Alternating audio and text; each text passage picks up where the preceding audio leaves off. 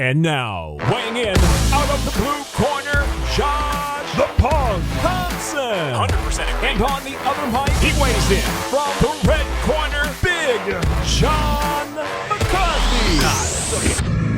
Let's go, let's go, let's go. We are getting closer to Christmas, and we are just tossing out the presents because we have a special interview with a man who will be fighting on New Year's Eve, 12/31/22, the last day of 2022. Juan Archuleta is going to put a whooping on Soo Kim's ass as Bellator takes on Rizin. My man Josh Thompson has been talking about this co-promotion all the time, and it's getting closer. Josh, what do you think about this, baby?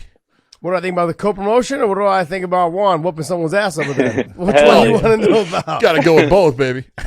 So look, co-promotion, I think I've said my piece. The media needs to cover this. We're to covering. make sure that these fighters get recognized. It's funny when you have somebody who just won the Journalist of the Year or whatever, but still doesn't know who the fighters' names are in Rizin. It's a little strange to me. But let's just be honest, man. Let's be honest. This is a huge event for the sport of MMA. It's the biggest co-promotion that this sport has ever seen. And it's not one fighter being sent over there. And I'm good friends with Chuck Liddell, but we're not just sending one fighter over there to fight in a tournament and seeing what happens.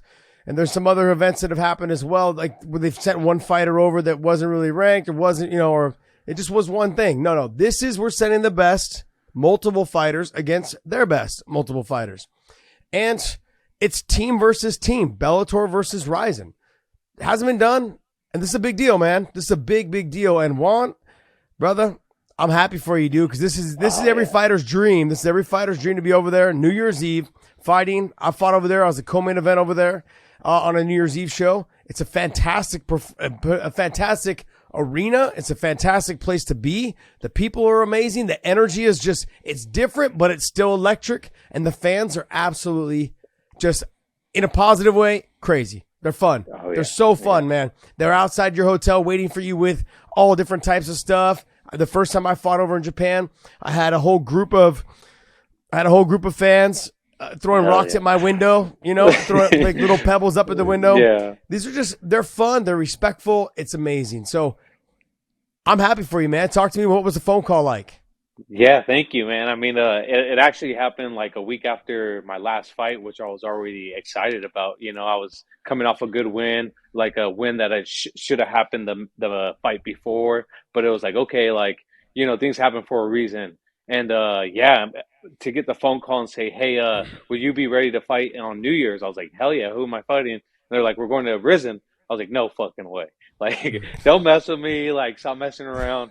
And they're like, no, for reals, you're going. And man, since I've gotten into MMA and I've been watching MMA since like the late 90s with Dan Henderson, watching the Ring of Fire fights that he was in, and just Shogun Hua, and just all these like icons in my eyes at the time, watching MMA fighting out there in Japan. I was like, man, one day I'm going to fight out there. And every year I would hit up King of the Cage, Terry Troublecock, and be like, please get me over there. Please get me over there. And then he was like, oh, I'm trying. And it never would happen. And so now the opportunity presented itself, and I couldn't be more than thrilled. I got some very cool things that I'm going to come out, be able to be a showman. I guarantee my walkout alone is going to take the performance away of the night. Like, that's going to be the most talked about walkout ever to happen in MMA. I guarantee it. That's a long walk, I'm telling you. I don't know. You're going to find out the Saitama Super Arena. Have you ever even been in the Saitama Super Arena? I've never been there, but I've watched so many videos and be like, oh, man, I can't wait. Like, when it's my turn to shine, I'm going to make sure that it's known. One of the coolest things is to watch that thing grow because, it actually changes size. Yeah. It goes from like 22,000 to 50-some thousand. It's remarkable to watch the thing, and you're going to find out. You're going to look at the ramp going down to that ring, and you're going to go, "Holy shit, that's a long ways." It is, but it's awesome, man, and I'm so happy for you that you get to take part in this. I thought you were an absolute perfect person to be in this competition between the two promotions. But the guy that you're fighting, Soo Kim, I've watched him fight multiple times. He is a good technician. He's He throws straight punches on the feet, not super dynamic on the feet, but he throws straight punches, and he likes to get into the clinch, but he'll break off of the clinch. He's very similar to you. He'll break off of that to try to land a big shot. Yeah, this is definitely going to be a fan favorite fight. It was almost like the Barzola fight. Like, it's very similar in the styles that's going to happen for us. I wish this was going to be a 5-round fight or at least a 10-minute round, because the way that me and this guy are going to put on some energy and put on an offense out there, fans are just going to be thrilled, you know. One of the things that is different, though, and I've said it, multiple times, the guys from Bellator, you're almost in a little bit of a disadvantage going over to Japan. First off, it's the travel, but you're fighting in a ring instead of a cage. You guys are used to fighting in the cage, what you can do in a cage, how you use the cage. Their fighters are used to the ring. It's a little bit of advantage. They're also going to be fighting under their rule set, which means that you can be kicked to the head, knee to the head in any position. You can get stomped to the head. You can get elbowed from any position. Doesn't matter 12-6 or anything like that. Every elbow strike is legal. Yeah. What are you thinking about that? It's not just the fact that you get to do it to that guy. He gets to try to do it to you. Well, the best thing to say is TJ Dillashaw is my training partner. So, no, I'm just kidding. But no. Obviously, you see some of my fights, and I've thrown a few soccer kicks in my fights that were very close to being illegal. This is true. Yeah, so I feel like I have the style to be able to use that to my advantage. I've always wanted to. I've actually fought a fight in Lithuania where we used the pride rules, and it worked a lot in my favor. So I just got to be wary, obviously, of his offense off his back with the knees and the elbows is going to be a little bit different as well. But we've been practicing it. I've been having a group of guys that practice with, and they've been throwing them up, and it's been, I've been ready. When you talk about the guys that you've been training with, you've had Cub Swanson and TJ Dillashaw and all those guys. You guys have formed this just beautiful group together. But a lot of your training's been done at the Huntington Beach Ultimate Training Center, Tiki Goshen, Paul Herrera, guys that, they're old like me. They come from way in the past. But, man, you're talking about guys with a ton of knowledge about the sport. How much has that helped you progress as a fighter? The last 3 fights, it's really helped me a lot.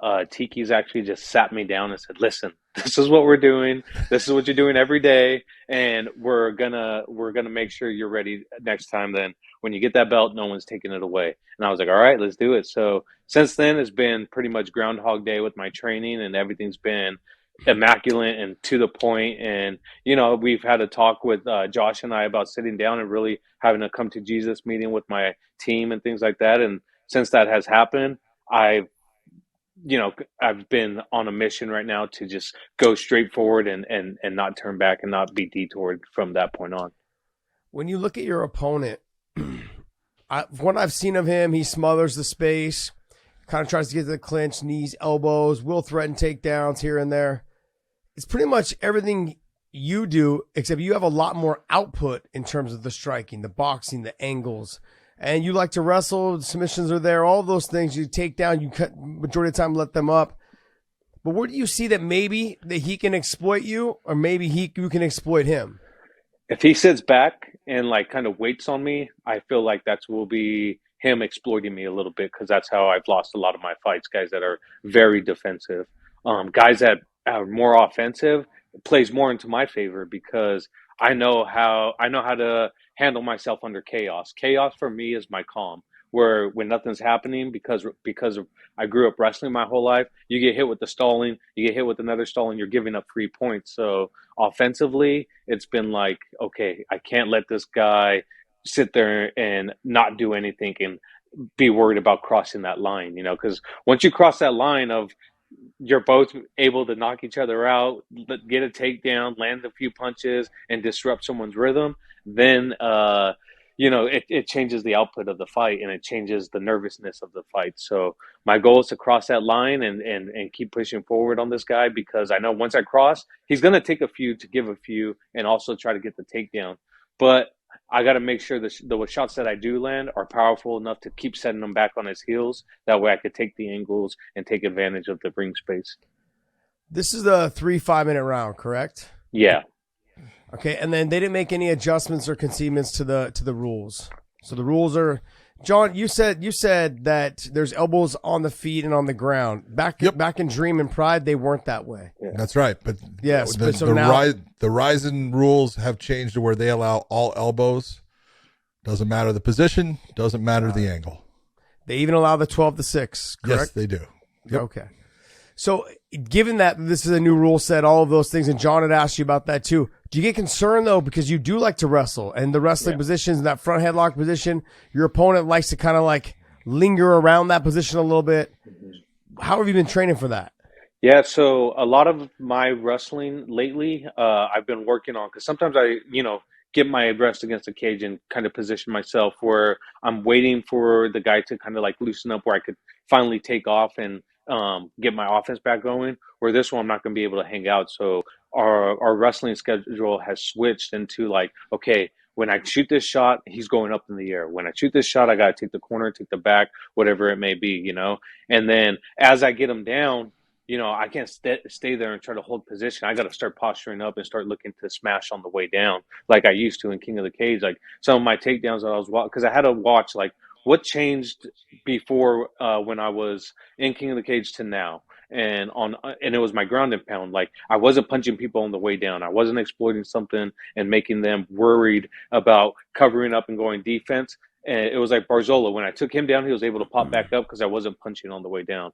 Where now I figured out, okay, like that's what was missing in my last few fights. On the takedown, I got to show him something to make him nervous about hitting that mat and not think about standing up. Is making him think about getting punched in the face or getting wrecked when he gets down there. Have you ever been inside a ring like the one that they have in the ropes that they have there in Japan? Yeah, so like I said, when I was in the King of the Cage days, we used to Joe Daddy used to have a ring, and he would tighten the 5 ropes up, and they were very bouncy because like a lot of the fights we watched, and Joe had cornered a lot of people there in Rizin and Pride before. He said, "Remember when you hit these ropes, it's like hitting like you're gonna ricochet so fast off that rope that you gotta be ready for that." They are tight, dude. Yeah, so I was like, they are so tight. So yeah, they're tight and they hurt. They're tight and they hurt, and they're usually rubber coated, so they stick to you a little bit. Just a couple things, like in terms of preparation, like when you get to the ropes, if you slide down them, it's not like sliding down a nice covered rope. It's like a garden hose. Yeah, definitely. It's not just that, but then don't expect to linger against it like you do against the cage, because you'll have 4 or 5 Japanese guys trying to push you off. Yeah, and they're basically shaking they're not shoving you, but they're also bouncing you the ropes. So they'll push on the ropes to bounce you off to get you back into the center of the ring or get you off of the ropes. So, I mean, just saying those are like things to prepare for if you have a couple more days to kind of just work some drilling against with the preparing for that. Yeah, definitely. What other expectations do you have? And we're having other guests on that are fighting there, but what other expectations do you have in terms of from Japan, from this promotion that you can't wait to be a part of? Man, I can't wait to make my name there and be able to become a public figure there. Like my whole dream and goal was to get to Japan. And now that goal is finally being achieved, I'm going to be able to make my martial arts known. Like I've already been in contact with a lot of people there about afterwards, like not looking after the fight, but talking about afterwards, like really putting on seminars, really growing the sport of MMA and my style of fighting, because I feel like I am a new generation of fighter. I can put things together, wrestling, jiu-jitsu, and the boxing, the kickboxing, the angles and things like that. I have my own unique style that I've really been honing in these last few camps. And I'm really excited to learn from them as well. That's the original tradition where martial arts start. You think you hear Brazilian jiu-jitsu, but then you realize that Brazilian jiu-jitsu, in fact, actually came from Japan. And, all these people that came before us that started martial arts, the Bruce Lees and everyone down that, how they've grown this sport to be what it is now. And, I personally love the way they treat MMA. Like it's sacred to them, and when I was out there promoting the fight, just this, in November, I think it was, I got to really talk to the people and learn the Bushido code, so to speak, style of martial arts, and it was really cool. We actually had some guys come out from Japan and train with us, so it's been cool. What was it like when you got that call and you said, hey, they said, well, we need you to get ready because we need you to go to the actual press conference for it. We want you to do a stare down with your opponent and everything. What was all that like for you? Yeah, so I was in Abu Dhabi at the time with TJ, and then they were like, "Hey, we need you to give. You're not going home. You're actually going to Japan." I was like, "What?" I was like, "Damn, I got to tell my wife." Like, all right, and then because TJ I'm in was, trouble. yeah, TJ was out there 20 days before the fight, or like 18 or something like that. I forget how long, but so we were already out there, and they were like, "Hey, yeah, you're going to Japan," and so I let my wife know. She's like, "Oh, dang it, I want to go!" Like, and then I was like, "I know." I was like, "But we're all gonna go." So I'm actually taking my whole family with me, so it's going to be amazing. It's like once in a lifetime. But to get that call and know that I was going to go there first and actually experience, I was like, okay, I got to start lining up because I wanted to train with some of the Japanese fighters. So when I got there, I did. I actually went into a gym and just said, hey, can I train with you guys? And they're like, yeah, definitely. So I just trained with them just to see their style and speed. And it is a lot different grappling. Like, when they get put in a choke, they like automatically just start gator rolling and just start like it's crazy. I was like, oh, okay, like so I got to learn their style because sometimes, like for instance, a lot of people are nervous to fight Dagestani fighters until you train with the Dagestani fighter. Then you're like, okay, I know what type of fighter they normally are. Same thing with the Asian style fighters. You don't really know what you're getting yourself into unless you fight one or if you train with some of them. So when you train, you kind of learn their styles, and you're like, oh, okay, this makes sense now. Like it gets you a lot more confident. I'm going to take a little sidestep. Is there anything else you want to ask him about his actual fight and the upcoming in Japan there, John? Yeah, I'm going to ask you one thing about your family because I knew you were going to take your family out, and you're taking off pretty soon here. I know, so you're going to be there for a while. A lot of fighters don't want to have their family around them when they fight, and then there are several they absolutely want their families to be part of it. They love having them there, and they do way better when their family is there. How is it that you figured out exactly what was best for you? Well, my wife, she known me since. Your wife's Yeah, awesome. She's crazy yeah, about fighting, and I exactly. love her. Yeah, She's so awesome. she always watched me wrestle and things like that. And just coming from a combat family, it was just like, man, there was one day I wanted to fight, and but my dad put us in wrestling instead. And then when the opportunity come to fight MMA, I did. And so my dreams had now become my family dreams. Like my kids, I feel like it's a better education for them to go to a different country than it is to go to the school that they're at right now. Me personally, like the education. That's without a doubt, by the way. No doubt. That's good parenting there, Like Juan. Yes, learning sir. how other people live and learning how different cultures survive and seeing That's a life the life experience. experience and know how they create businesses, how they generate revenue, what's it like for them to live, how it is for them to sacrifice and go through hard times. Like that's real life experience that they will never be taught in a classroom. Not only that, it's just like when you're able to travel as you get older, me having a daughter personally, I just want her to experience things that isn't going to wow her when some guy tries to take her to a beach and takes her out for dinner. It's like, like what's it like? I want my daughter to be spoiled. My dad took me across the world all the time to go watch him fight and do these things. So not saying that I'm making her bougie, but I want her to understand that there's a lot out there that she could experience. The same thing's for my boys. If you work hard and you work your ass off, like this is what you could do with the rest of your life. You don't have to be tied down. The old generation of thinking of obviously you got to save money, but you got to buy a house. You got to stay settled. You got to prepare for the future. Like, no, you could do that in other countries as well. So that's what I want my kids to experience. This is a big deal, the co-promotion between Rizin and Bellator, but Bellator still has a lot of business going on in your weight class at 135. Oh, yeah. Did you get a chance to watch the fights last weekend? Yeah, I mean, honestly, I got to train with Patchy before he had taken off the fight, and I was just like, we had heard shit. that.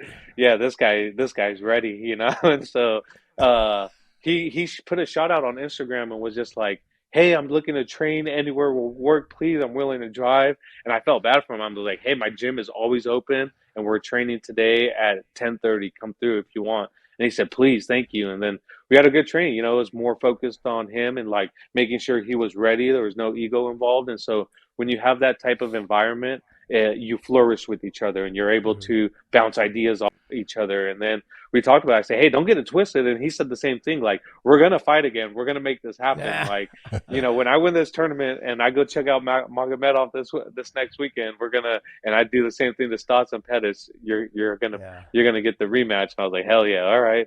But yeah, there's a lot of business to be settled. I still have some things that I need to do too, to make my name known, that as soon as Patchy is done with the tournament, or Stots, and then after Sergio gets his fight to unify, then I'll be waiting at the doorstep. Let me ask you this, because you had worked out with Patchy Mix long ago when he was at Jackson Wink. You had grappled with him some there. You then had a world title fight with him that for the first 2 rounds he was all over you and you took over that fight. And I think Josh and my estimation, a lot of it was about maturity. It was your maturity as a fighter that took over, and you were able to start to dictate the pace and everything on it, and he didn't know how to change that. And now you've gone and worked out with him before his fight with Magomed. What were the differences that you've seen in those 3 times that you've actually been around him?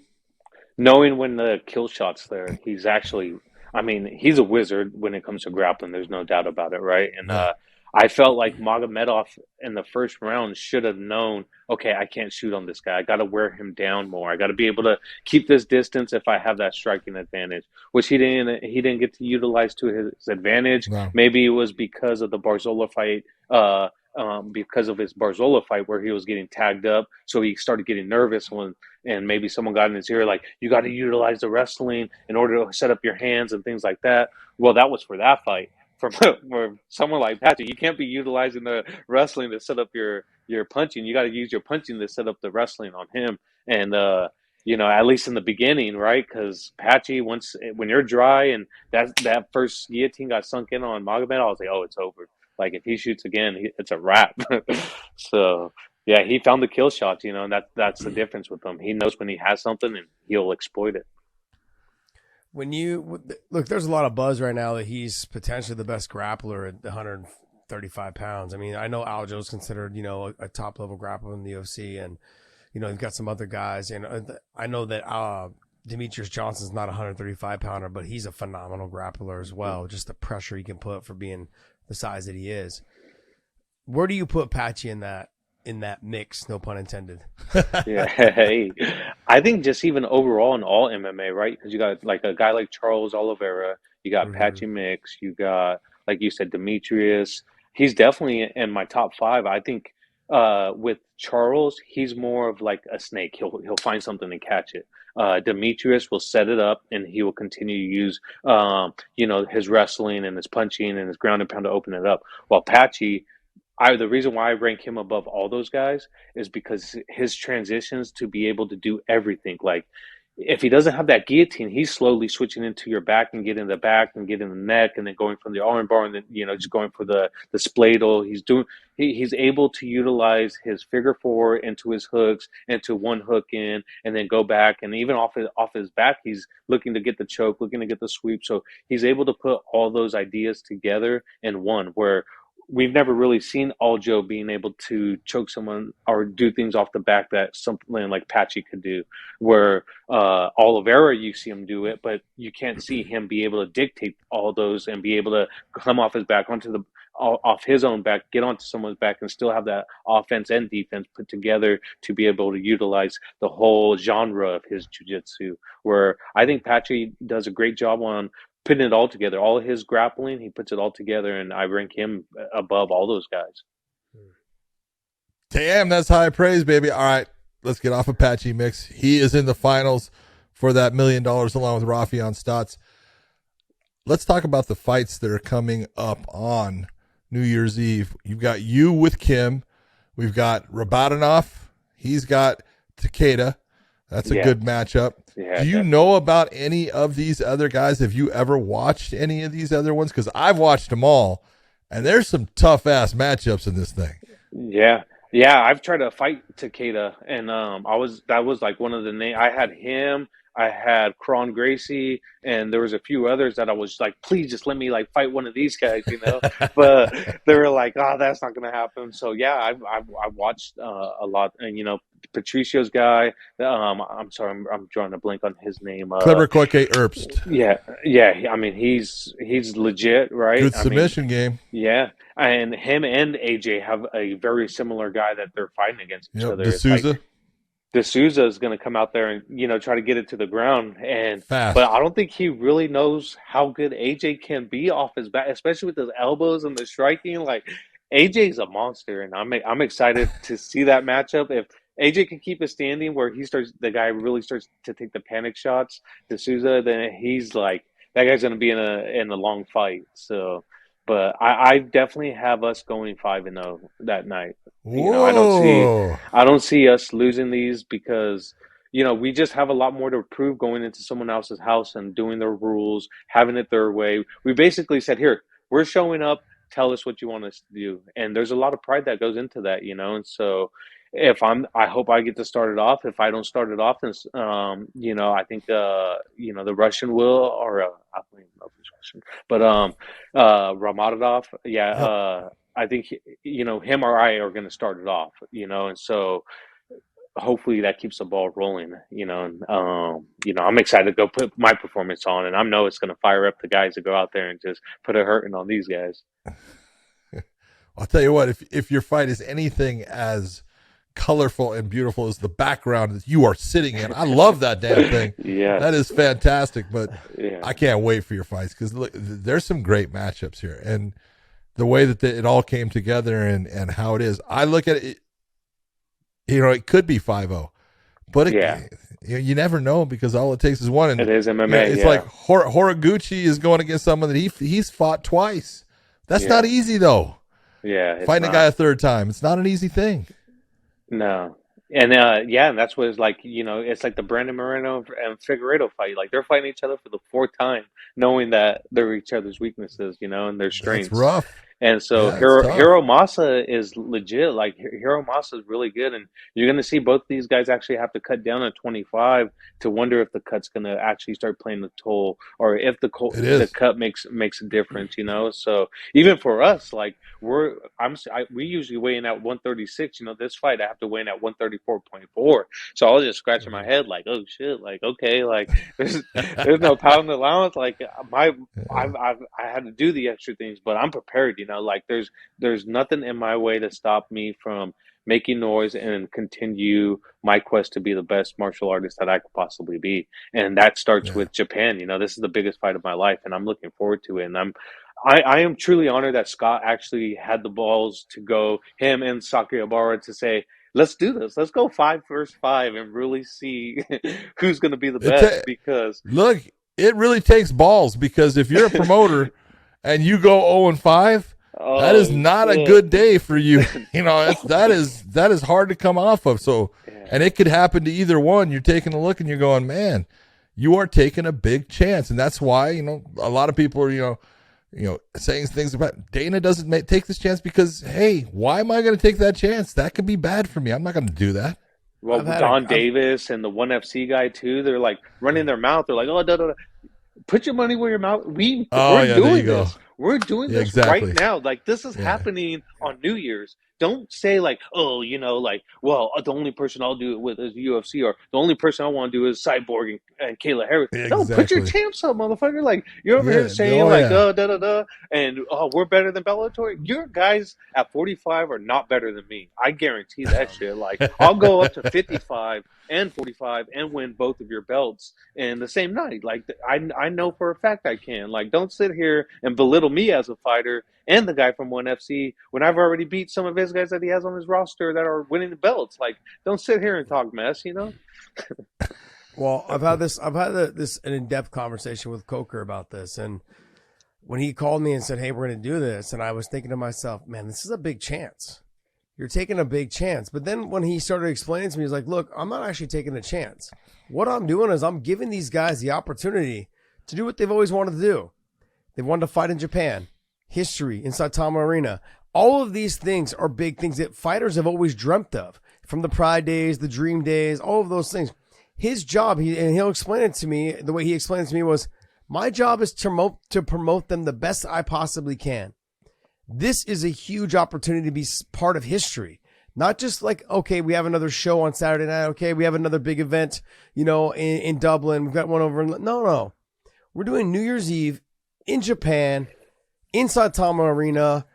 Come on, get excited, baby. Oh.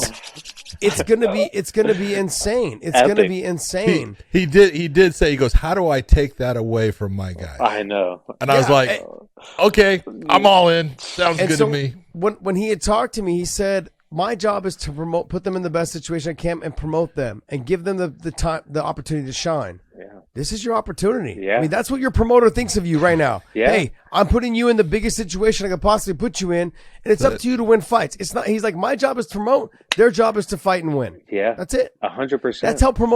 That's how promoters should be looking at this. This is not like, sure, it is my organization versus your organization, but at the end of the day, I'm giving my fighters the best chance to make themselves stars in an opportunity they've always dreamt of. Man, always. I'm getting goosebumps just you That hyping me baby. up, Josh. Hell yeah. No, I mean, definitely. This is the first time that this is really going to happen.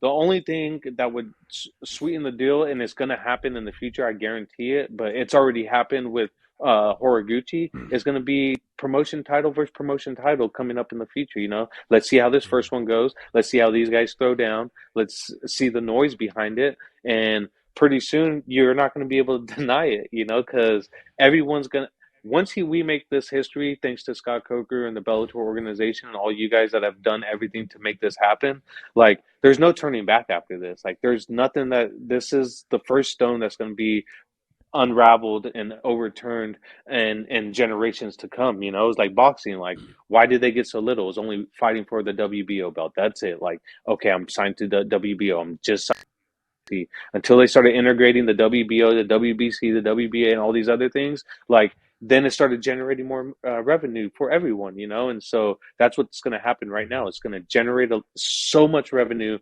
this first time out. Granted, it's going to be one of the most spectacular things, because not only is it just the Bellator fighters, they started just pulling people from everywhere. Saki Barone started putting really good matchups together for that night. And so praise him too, because he's going out on a limb and said, hey, if I'm going to go a little bit in, I might as well go all in. So he put all his chips in and said, screw it, let's run it. Oh, there's no doubt. He went balls deep in this one. And you take a look, there's no better place. I am telling you, I've been there. I've been to the shows on New Year's Eve. It's something that you have to experience to understand. They put on an unbelievable promotion. You're going to love being able to fight there. And I personally think these fights are going to be fantastic because, yeah, you're fighting for yourself, but you've also, I don't want to let the other guys down. I don't want to let my promoter down. And that's the way it's going to be on both sides. I think these fights are just going to be fire. Yeah, it's just like that's why people like watching the World Cup, right? Like, you're going country versus country. Like, this is a nail biter. Like, all these games that have been on the World Cup had been nail biter. You're like, oh man, like, this is insane, because no one wants to lose. No one wants to be disrespected or, give up their chance to be able to show that they're dominant, and that's what we're going to do going into there. We're going to show our dominance. We're going to show why we were the top 5 chosen, and go out there and put on a show like we're told to do and know that we could do, Do you look at the fact that you took this fight, accepted this fight, it's on New Year's Eve in Japan, biggest co-promotion in MMA history, but then Bellator a couple weeks later announces CBS. Are you going, damn, should I have fought CBS? Or it's like, yeah. It's like, which, if they laid them out in front of you and say, hey, which one? 100% I'm going to choose Japan. Like, there you go. Yeah, I like, this is legitimately history in the making. Like, obviously Fedor's goodbye fight is history in the making as well, and it's going to, I fought on a couple of his cards and it's an honor. But who goes to say that things don't go my way this fight when they go my way and I finish this dude? That coach is gonna be like, "Hey, we need to put you on in LA because we need you to generate some fans." And you're not the only guy that has said that. Your home crowd there, right? And that's why I was like, okay, there's still about 2 or 3 more spots. Me and AJ can get on this card, So, but yeah, that's I mean, and we had talked about that too because I actually had a really good talk with AJ when we were in Japan, and it was like, man, like, we have a lot of the similar mind frames, and we're just like, man, we're both on that same mission to be the best we could be and leave our mark in history as some of the best martial artists to step in Bellator's cage. Is this, there were things when I was just reffing. There was things that's a bucket list for me. I want to do that. I want to go. I want to work that show. I want to work that fighter, whatever it was. And I got to attain every one of them that was special to me. And one of them, was Madison Square Garden because New York took forever. But I said, I want, one of my favorite things growing up was Muhammad Ali versus Joe Frazier that happened in Madison Square Garden. Man. And it was like, I walked through Madison Square Garden. They had the pictures on the wall and I went, God damn it, I made it. This is awesome. Oh, yeah. Is that kind of what this is for you on this one? Yeah, I mean, very similar to what you just said about Madison Square Garden. That was definitely a bucket list for me too. And to get a knockout like I did against a former champ, like that was like, man, like I rise to the occasion. Like that was an extreme bucket list or a moment of mine to be on my bucket list. And then this was cream of the like. If I never fight a fight again, and I get this opportunity after this, and I never fight again, like my whole thing's complete, and my career is complete because I got to do everything that I sought out to do for my career, and which was number one was my first bucket list was to win a belt in every organization I fought for. The next thing was to fight somewhere big in LA, which was the Forum, and then next was New York. It was the Madison Square Garden, and I always wanted the top of my list was definitely fighting in Japan and just getting that opportunity, and here it is knocking on the door right now. Jeez, man. I mean, I went through something very similar in terms of fighting there in Japan, and then I fought there before also too in Pride. And I have to tell our Bellator guys, don't eat the bento box like John will tell you. Don't eat any food they give you in the back. Try to go to the venue as late as you possibly can because once they get you in the venue, they're going to try to get you there so early. Yep. So they'll try to get you there at like 10, 11 in the morning. And you won't fight until you're fighting at 10 at night. Till 10, 11 o'clock at night. So, and then take whatever foods you can with you that all you the food you're going to eat. All the food you're going to eat.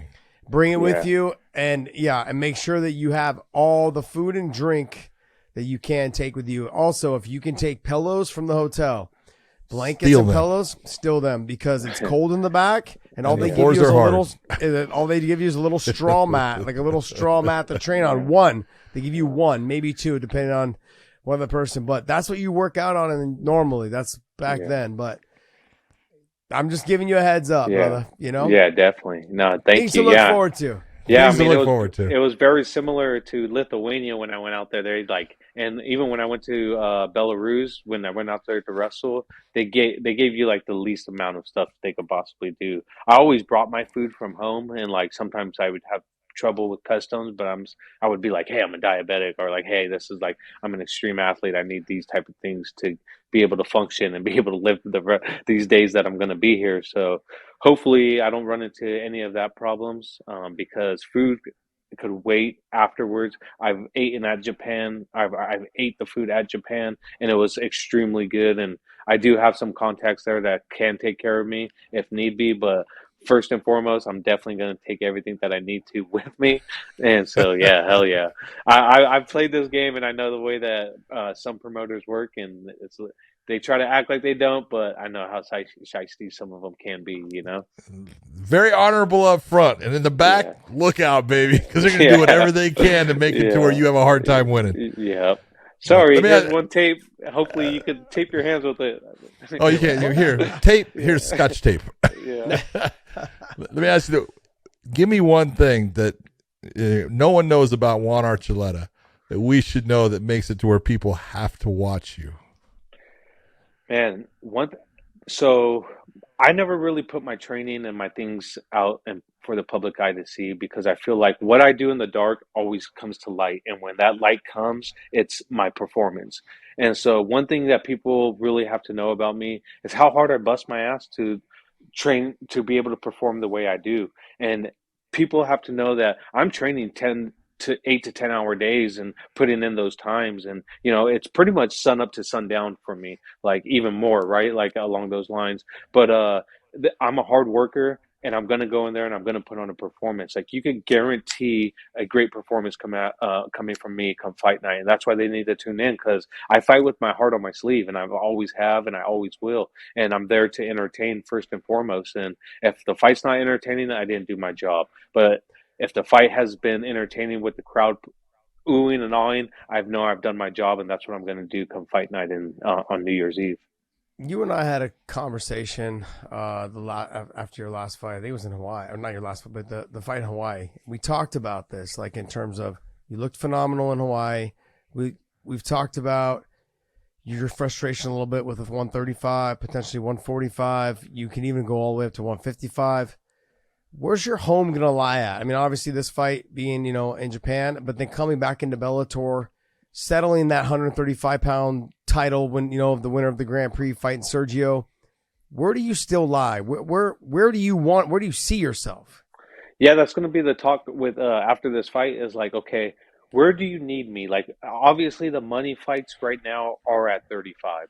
Like, I could go in there right now and definitely beat Borix and Mads Burnell and Pedro Cavallo. I've tried to get those fights and I've gotten turned down. But it was like, okay, like for now, my season is at 135. So let's finish writing this out because I know I'm one of the best 135ers. It does take a process to get there, but I just need to know, and that was my conversation that I had with Kogan and Coker. Just let me know. That's it. Like if you need me at this weight class and I know that I'm have to bounce around in order to find fights or get fights and stay active, then I'll stay at 135. Just keep me active. That way I'm not going in between 135, waiting 6 to 7 months to fight again. And I'm starting my camp out at 185, 190, because these things do take time and I do train and I do lift and I'm wrestling some of the best wrestlers in the world and coaching some really high profile wrestlers that I have to gain that weight in order for them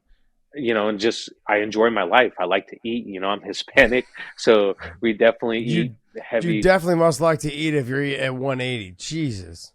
Yeah, I mean, for me, like it. Yeah, and it's not that I'm like I don't get fat, right? I'm not like I have muscle. Like I lift throughout these times. I'm training still. Yeah. But it's like my muscles do get fed, cutting down on 135, and then all of a sudden you eat and you start eating breads and pastas and refined carbohydrates that your body hadn't been used to in the 12 weeks of preparation. Now all of a sudden it's lingering around. Like that's just the thing. It's like I'll live this clean lifestyle if I know I'm going to stay this 135, which I plan on.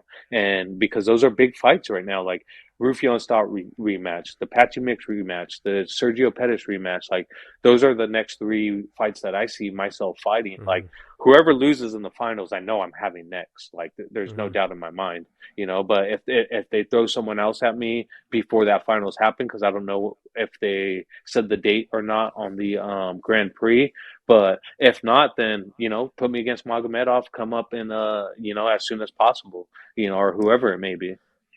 So we talked about Patchy Mix. You train with him. We talked about, the fights that happened that night. Rafael Stots is now in the finals.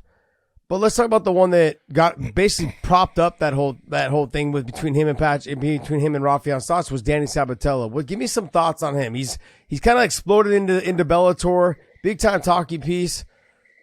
What do you think of his performance? Did you think Rafael won that? And then where do you see him in this mix at 135? Yeah, I mean, definitely has to learn how to grow, right? Like I think when I was around his career with fights he had, I was very similar, but I would use my ground and pound more because I was more of a ground and pound artist and I was just wrestling in control and looking for a submission. I'd rather punch someone than submit them. So I think he definitely has a lot of talent. I knew both of those guys. I mean, I knew that it was going to be a style of fight like that, that it was going to be very, to me, wasn't really entertaining because I knew the exchange that was going to happen. Um, and they were just going to talk it up and then not deliver. I thought that Magomedov and Patchy were going to deliver, and I thought that was the most underrated fight that was going to be talked about because I knew how well Patchy was going to come out and look grappling wise. But with these two, Sabatello just needs to believe a little more in his stand up, which is scary because he really hasn't had that. For me, I'm gonna be honest. In King of the Cage, Joe Daddy made me carry people on those 5 rounds just to get comfortable on my feet. And then when I got into the bigger promotions, it was like in bigger and better fights, I was a lot more confident. I don't think when he came up, he was able to take the time and really develop inside the cage. So his cage time wasn't as much on his feet as it is with the grappling. Now with Stots, you see the opposite. Like he very defensive, which is a Rufus Sports type of style of fighting. Very defensive, wait on you, try to lull you to sleep, play the distance game, which is fine. But at the same time, now you don't have offense to show how good your wrestling is. Like you do have good wrestling, I do admit, but again, it's similar to your stand-up style. It's very defensive. Like you'll do something if someone is offensive, you do it defensively to get the takedown. Put some offense together and show how really well rounded your offense is that leads into your great wrestling that you have. I do agree he does have really good wrestling and it's Division II style wrestling, and that doesn't take it away that he's a Division II champion. But Sabatello now, he showed that okay, he shows Sabatello, look, I could defend your takedowns. You're a Division I athlete. You're a Big Ten athlete. I get it, but I do have comparable wrestling with you, and he showed that, which was props to him. And it did make it for an entertaining wrestling fight that I was watching. I was like, damn, these guys are going at it. To the untrained eye, they're not going to see the technicality of each sport, each transition that went on in that fight. Because it is hard. Like Sabatello, it's hard to hold someone down, especially someone like Stotts, and own that much time of riding time. Like in college, you get points for riding time. You get points for takedowns and things like that. The control, you win the wrestling match like that. But when you don't do damage and you don't show ground and pound, just punch 5 times every 20 seconds and you win the fight. Like that's it. Like. Yeah, all you got to do is punch the body, knee the legs, and you would have won the fight. Show activity, do something. Don't complain about, oh, I controlled them. Yeah, you controlled them, but 5 shots every 20 seconds would have gave you the go-ahead to win the rounds, man. You try to tell people, look at this. This sport is an offensive-based sport, and it doesn't matter. You don't get points for positions. You don't get points for just the takedown. It's what do you do with the takedown? And you don't get shit for control unless that guy does nothing too. Yeah. That's the only way you're going to win that whole situation. And you're looking, you go, man, it needs to be like, I don't know, brought into his training. Hey, when you have these moments, and it's the one thing that I love about your style, you are willing to break away or to give up the possibility of controlling that position to land shots. And as a wrestler, you got to believe in yourself. I can take this back down if I need to. I've got to score. I've got to do damage. And that's the difference. That's the difference in the win and loss. Yeah. Yeah, I agree. Because now you're just giving judges a hard, I'm not taking anything away from the judge. The judging, it was hard for me to judge that fight. Like, okay, like I see how people are complaining that Doug Crosby gave him the 5 rounds. I also see why Doug Crosby gave him those 5 rounds. So for me as a fighter, like I could understand his conflict right there. It's like, but okay, you got control. You got a few shots that landed for Stotts. You got a few defensive things that happened with the takedowns and things like that. But who had more options or more offense? So for him, it is a hard judging call to make. Those like they were saying like they go back and watch the fight and it was a very close fight and hard to judge. And I agree with that because you're not giving enough. Like, again, Stotts sat there and tried to be defensive. Like, it could have gone either way. Stotts, like, don't be mad that you got 45 to 50 because you didn't put much offense out there either. And you were looking gassed. Like, he wore you down. Like, that looks bad for judging as well, You got to look at body language too. Yep. So I'm not, I kind of am defending judging, but like at the same time, like, fuck the guys off the couch. You go do it then. Go apply for your damn judging things and see if you can become a judge. Guy, Old fighters that are guy, sitting there, guys that are writing, talking like, about it are the same as the guys that talk about fighting. Yeah, they're on the couch. They're awesome at it. Doesn't matter, same, man. same Fighters, thing as the fighters. It's just like you guys got to fighters go want to out there and complain. put offense out there. Yeah, Let's be honest. Fighters want to complain, right? But yeah. I would say 90% of them don't even know the rules. Oh, they don't. Yeah, They don't. Like They me, obviously don't. They obviously don't know the judging criteria either. Boy, they don't. Yeah. So I was the only fighter on the MMA or the Bellator and Rizin rule set because I want to know. Like, yeah, Paul's like, no, you sleep in. I'm like, no, I want to know these rules. I want to know what I can and can't do. I want to know how this judging is going, and I have questions that need to be asked. So when I tell them, you told me this, you told me I could do this. Like, don't sit here and tell me I can't do this now. yeah. So That's exactly it. you got to educate yourself to be educated, to educate others to know the sport. Yep. Well, Juan, we want to tell you, hey, thank you so much for coming on the show. Best of luck. Enjoy your time in Japan. Obviously, it's a business trip in the beginning. Yes. And then after you get that win, enjoy the time with your family in Japan, having Christmas and your New Year there and everything. I just wish you the very best, brother. Thank you guys. Thank you guys for having me on. I got one more thing. Go, baby. Please. Stots mix, who's wins, and then your fight. How do you get it done? Well, like okay, I honestly feel Patchy's going to get the job done in one. I think he submits him in the first round. I think he's so much confident right now where Stots is going to start questioning his wrestling and his ability to not be controlled. So I think that goes into Patchy's favor.